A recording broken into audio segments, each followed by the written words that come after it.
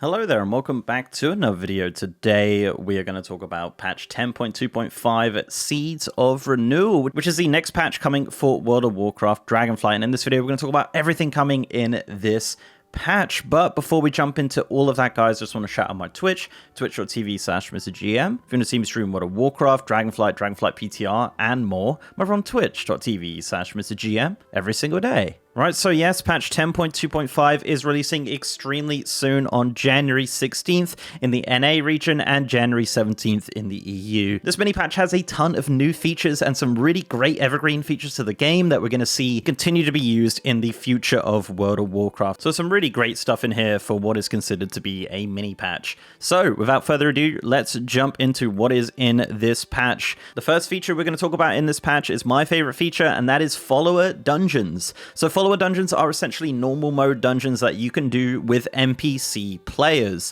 So once 10.2.5 launches, you can open the dungeon finder and queue into a follower dungeon. Now these can be done from 1 to 4 players, with the remaining players being replaced with NPCs, and they will fill in the missing roles. So if you were to queue in with a tank and a DPS, the healer and the other DPS spots will be filled with smart NPCs that we've seen in Exile's Reach and Comp Stomp and various other activities in World of Warcraft. This feature is really great and the implementation works really nicely. The dungeons available for this will be the 8 Dragonflight dungeons, so that's the Ruby Life Pools, the Knockhud Offensive, Brackenhide Hollow, Halls of Infusion, Algathar Academy, Neltharis, the Azure Vaults, and Alderman. So those are the 8 dungeons that will be available.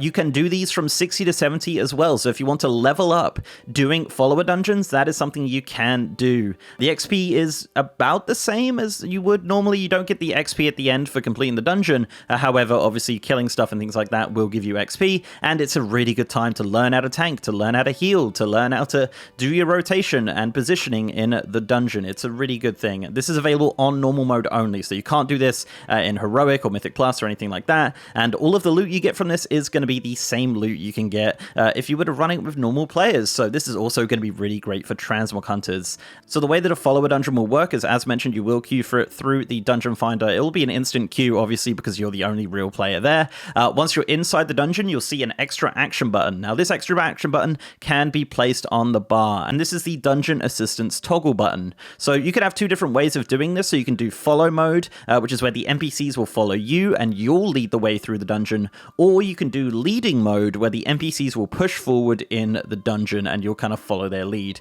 Now you're probably thinking, could I not just put on leading mode, wait at the entrance and let them complete the dungeon? No, there is some sort of triggers and things like that. You can't just let them run off. They will eventually stop in leading mode. So yeah, that's kind of you know, you're not going to get too many like bots farming dungeons like that. You will have to move at least a little bit. So yeah, there you go. Follower dungeons, as said, is one of my favorite features. I want to see it expanded in the future to leveling dungeons, different expansions, things like that. Obviously in the War Within, with Dragonflight becoming level 10 content, this will potentially be something you could level all the way up to near the max level with. So we'll have to see what happens with the future of this feature, but yeah, really big fan of it, and we were not expecting it at all, but it's really, really fun. The next major feature in 10.2.5 is the Azerothian Archives world event. This is a new world event in the Azure span. This happens every hour on the half hour, and the event lasts around about 10 to 15 minutes total. The way that this event works is that it's very similar to the Tuskar super event. So in the center of Traitor's Rest, where this occurs, you'll see an NPC called Edward, and he will send you a little task to do around the archaeology site.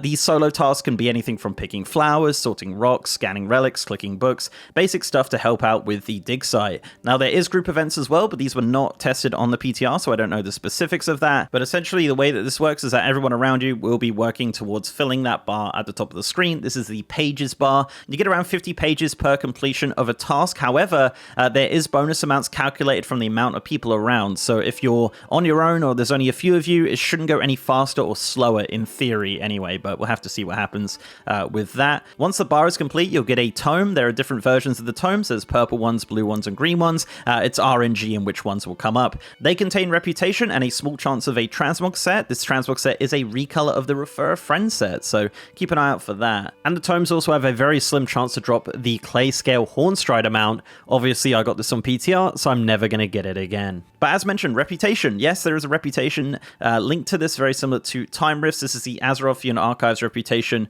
This has 5 levels, which is Junior, Capable, Learned, Resident, and Tenured. It's going to take 42,000 reputation to complete this. There doesn't seem to be any rewards from this reputation, but we'll have to see what happens once it launches. There's also a weekly quest, as you'd expect.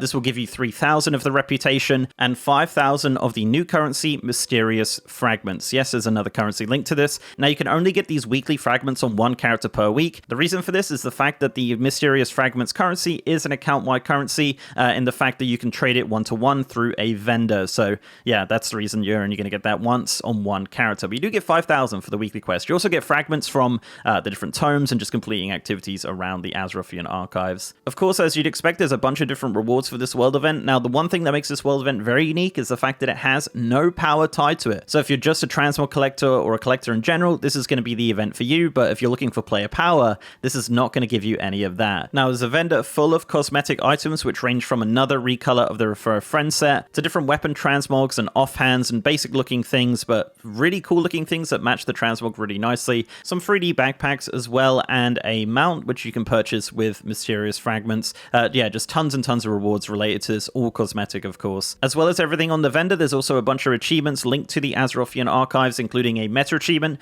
which will give you the Isles Archivist title. Now, if you want to know more details and more specific details on the Azerothian Archives, I do have a full video, which I will link below. There's a lot more to this that we didn't see on the PTR. This was kind of locked down quite a lot, but yeah, this is going to have a little bit more than just the kind of Traitor's Rest stuff. There's going to be other stuff going on around the Dragon Isles that we don't know the specifics of, but the main part of this is going to be the Traitor's Rest dig site. There's going to be other stuff going on as well, which we'll see on January 16th once the patch launches. Another major feature coming in 10.2.5, and this is absolutely an evergreen feature that is going to change everything for everyone, Dragonriding Everywhere. So, from 10.2.5 launch, you will be able to dragon ride everywhere where you can fly. Now, this is not on any new mounts. The only mounts you'll be able to do this on are your current dragon riding mounts. Flying around on Invincible and Griffins and things like that is a War Within feature, so don't expect to dragon ride on those mounts when the patch launches. It will simply be the ones that you have currently. One thing to note with this is that you will have a debuff when flying outside of the Dragon Isles. This is called Riding Abroad, so this says that it reduces the maximum dragon riding speed to 85% of the maximum speed in the Dragon Isles. I will say from my testing, it doesn't really seem too noticeable when you're flying around Kalimdor, Eastern Kingdoms, Northrend, etc. However, maybe people will notice it, but for me, I didn't really notice it. It's just really nice to be able to fly super quick around these areas. It's going to be great for basically everything, you know, especially if you're a collector that does a lot of legacy content. It's just really great to be able to dragon ride around these zones. It just feels super nice and just feels right, you know. But of course, if you don't like dragon riding, you can still fly your static flying mounts around. However, the favorite mount button will kind of favor the dragon riding mounts, as it is the quickest way to get around. One thing to note with leveling and this is that it's available from level 60. Simply start the quest for the Dragon Isles and you'll unlock dragon riding on your level 60. Low level characters won't be able to dragon ride. However, they will be able to use the dragon riding mounts as normal mounts. So if you want to fly around on your Slither Drake around Stormwind as a regular mount, that is something you can do below level 60 in 10.2.5. But overall, great feature. Really cool to see it coming in. Of course, in War Within, we're going to get a bit more to this with the dynamic and static flying switches and things like that. But we'll see more of that, obviously, once Alpha launches for the War Within. Kind of sticking with flying as well, the Dracthyr are getting a massive update in this patch as well. The Soar racial will now work the same as dragon riding. So this is going to be replacing the current racial for the Dracthyr, and you'll be able to fly around as you do with regular dragon riding. The dragon riding talent tree will affect it, so all of the abilities you get from that will also be usable on your Dracthyr. There is still a 10-second cooldown on Soar. However, this will begin from the moment you click the button and not from when you land, so it's not really too relevant unless you mess up. And this will be unlocked at the end of the starting zone. So when you do the starting zone, you will still have the kind of original racial of Soar, but once you finish the starting zone, you're out in the world, this will switch over to the dragon riding version of Soar, and this is the only version of Soar. So from now on, as a Dracthyr, soaring is basically just dragon riding. And this is available everywhere like it is currently. And the final note on dragon riding here is that the Outland Cup is coming in 10.25. This is a dragon riding event which will start on January 18th and will run till January 31st. There are 13 different races in normal, advanced, and reverse modes. All of the zones of Outland are featured in this, which is really fun.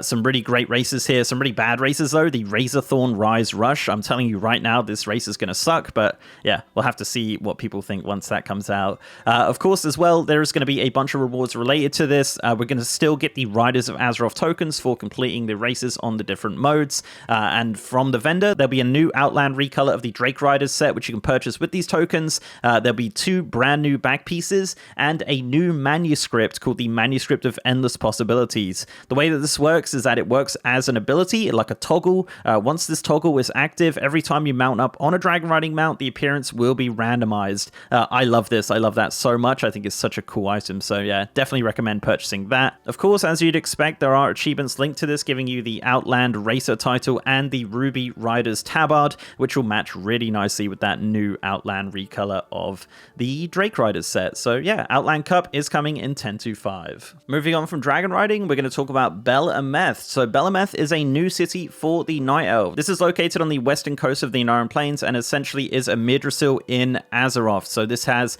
kind of culminated from the Midrasil raid and kind of come to this point where the Night Elves have settled on the west coast of the Inaran Plains underneath a Midrasil. So this is going to be, hopefully going forward, the new Night Elf capital. Flying around the zone, obviously you do get the Emerald Dream vibes. However, there are some creatures from the Inaran Plains and some major changes to kind of the structures on this island. It does feel very different and really cool. You'll see various NPCs from Darnassus here. For the Alliance, there is a portal to and from Stormwind, so that's really great. And all around Bel'ameth, you'll see portals to different Night Elf related areas. Big fan of that. Also as well, while flying around the zone, you'll find 11 different transmog treasures. If you want a guide on how to find all of those, I do have a video up on the channel. And we're also expecting a questline here in 10.25. Currently been encrypted on the PTR, of course, but no doubt there'll be some sort of story kind of going into this zone. But yeah, new Night Elf capital on the Dragon Isles on the west coast of the Inaran Plains. A really cool zone. Highly recommend flying around it, looking around. The Horde can go there. You won't get killed or anything like that. So you can just, yeah, explore it. And there's also a docks, which currently isn't active, but hopefully they do activate it and make the boats go somewhere. That'd be really fun. But yeah, we'll have to see. But Bel'ameth is coming in 10.25. Kind of sticking with story stuff a little bit here, there are kind of a couple storylines which we don't really know too much about happening in 10.25. We do have the Dragon Isles Epilogue questline. The only kind of preview of this we've had is a picture of Viranoth and Iridacron, so we'll have to see what happens with that. But yeah, all encrypted, all locked down on PTR, so we have no clue on that. Also, another major thing on the story side of things is the reclaiming of Gilneas. This is going to be a major story for the Horde and Alliance to play out in 10.25. We don't really know too much about this. The official description is that King Greymane is ready to retake his kingdom, but Gilneas isn't as empty as expected. Help reclaim what was lost and return the kingdom to Gilnean hands. So hopefully the culmination of this will be Gilneas as a regular kind of city. On the PTR right now, it's super locked down, major like encrypted NPCs and things like that. But from the looks of things, it is looking a lot more alive and full of Gilneans kind of going about their day. So hopefully the culmination of this will be taking back Gilneas, having it as an Alliance city, hopefully with flight paths and vendors and auction houses and banks and everything like that. But we'll have to see what happens. As mentioned, this is super locked down on PTR. We don't really know how this is going to play out. But yeah, very excited to see what happens once the patch launches. Moving on into new customization options in 10.25, not a major amount here. We have 5 brand new hair colors for the trolls. We have 1 new skin color for the Draenei, and we have some customizations for Warlock pets, the Dark Glare, and the Tyrant. So not a major amount of customizations coming in this patch, but there is a few little bits and pieces coming in for the different races. So yeah, but we'll probably see more coming in some of these smaller patches. Next thing we're going to talk about is the trading post. There are some updates to the trading post. So the limited time holiday traveler's log activities will now be marked with time left. So that's really nice. Kind of a little quality of life addition there. The trading post catalog now displays all of the items included in a bundle. Now this was previously done through an add-on, but this is going to be there by default. So yeah, if you have like a bunch of different transmogs in a set, you can preview all of them individually and be able to click through them. So yeah, just some minor quality of life additions to the trading updating post coming in the next patch. Next up, we're going to talk about edit mode. So there are some frame snapping improvements coming in the edit mode. So you can now snap a frame to any intersection of grid lines. You can also now snap a frame center to any grid line. Previously, this was only available for center purple grid lines, and the edges of frames can now snap to horizontal and vertical center lines, regardless of whether the grid is enabled. So the UI edit mode just having some minor changes to snapping, which is cool if you use that, I guess. The next one's actually a really cool one. So this is class spell display changes. So every class that had a Shadowlands Covenant ability baked into it through talents or just regular spells will actually be getting a visual kit upgrade. So spells like Convoke the Spirits or Death Chakram or Divine Toll, things like that, that kind of represent the Covenant colors, will be getting a kind of visual change to represent the class more than the previous Shadowlands Covenant. Now, this is a really interesting change, and they are looking into a way to kind of revert them as well. So if you do like the Shadowlands appearances, that might be something you might be able to change back in the future. But as of 10.2.5, a lot of your abilities that were from Shadowlands will have a visual kit upgrade. The final major change is that the revival catalyst from 10.2.5 will recharge weekly. So yeah, no more 2 weeks anymore. This will recharge every single week, and you'll be able to get a new tier piece every single week from 10.2.5. So some really nice catch up there. So finishing up on some very minor changes here, and trust me, these are very minor. So the instance banner, when you go inside a dungeon or raid, has some new art, and will also list the amount of people in the dungeon and the max amount of people that can go inside that dungeon. Yeah, when you hover over it with the mouse. But it doesn't seem to be working on PTR, but maybe it'll work when it launches. I don't know. Also, when you do anything on the create screen, the spinny animation, that's what I've written down in my notes, has been updated. So that's a little bit more HD, I guess. In the accessibility settings, a preview window has now been added to the quest text contrast, which is great. Now you can see like a preview of what you're going to be changing in that setting, which is really nice. So that's a nice little quality of life there. Also, all toast windows can now be immediately dismissed with a right click. This includes the Great Vault unlock. So if that's something you want to get rid of, when it pops up, you can now just right click it and it disappears. And finally, in the transmog set pane, you can now favorite individual set pieces using right click. So if you've got a shoulder piece in a set that you really like, you can now right click it and use the favorite feature. So that's it. That is all of the features coming in patch 10.2.5 Seeds of Renewal. Seeds of Renewal launches on January 16th and 17th, as I mentioned. So very, very soon.